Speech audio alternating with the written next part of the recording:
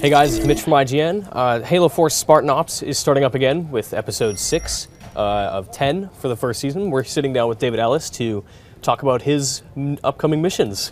Yeah, how you doing, David? We're sitting here in the office here at 343. It's kind of crazy being in here, and everyone's a little more low-key than it was a few months ago when we were all running around like crazy finishing this game off. You guys are still working hard though. You just had a big break over the holiday. Yeah, I was able to take a little time off, but it's nice that we were able to show off some of the fruits of our labors here with showing a little bit of Spartan Ops. And you're coming into 2013 swinging. You guys are bringing back Spartan Ops, episodes 6, 7, 8, 9, and 10. What can you tell me about episode 6? Because there are some pretty significant changes to Spartan Ops this time around. Yeah, I mean, obviously there's been millions of people who have been playing Spartan Ops since the game came out. The response has been really overwhelmingly positive. We've been really happy that people have seemed to enjoy what we're doing. But there were definitely some feedback, both good and negative, that we've taken in and sort of distilled into what we're making this time around. Episode 5 definitely left on a cliffhanger, both in the CG series but also the gameplay. And so we have a lot of questions that need answering, and so we start answering some of them in episode 6. But of course, it wouldn't be serialized unless we started asking more questions after we answered a few of them. Yeah, so episode 6 kind of kicks off your... at the end of episode 5, Crimson is sort of being overwhelmed by Covenant sources, being taken over by overwhelmingly Covenant force, and we don't know if they've been killed or captured. And so you're kind of picking up here. You discover that you actually have been captured, and so for one of the first times we started off, you actually see that the opening vignette's in first person.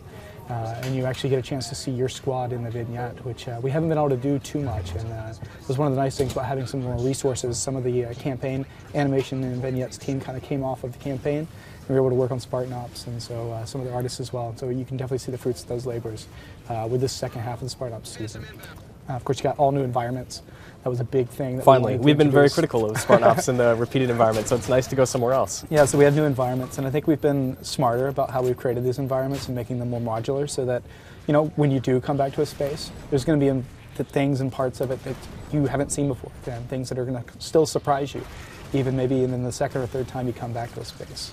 We also have environments that you'll see that are much bigger than things we've done in the previous half of the season, and some are pretty epic in the scale that we're dealing with. They feel a lot more like Halo 4 campaign levels than the typical Spartan Ops spaces that we see, which are mostly just arenas, right? Like you have this small space and you have different things you can do in it with like smaller vehicles or whatever, but now they're a lot more complicated, they're multi-tiered, they open up in different ways. There's a lot to it now. Yeah, and I think we were able to be a little more ambitious with the second half of the season because we did have those more resources, whether it's the art team. We also had some of the designers come over from the campaign team. They wanted to keep working on some stuff. They hadn't done everything they wanted to do in this Halo 4 world, and so that was a lot of fun. They were able to bring some fresh ideas into it as well. But I think just in general, we were able to be a little more creative as far as what we could do. We had proven the kind of tech and the process of actually putting these missions together, rapidly creating them, and we could take a little more risks in what we were doing with it.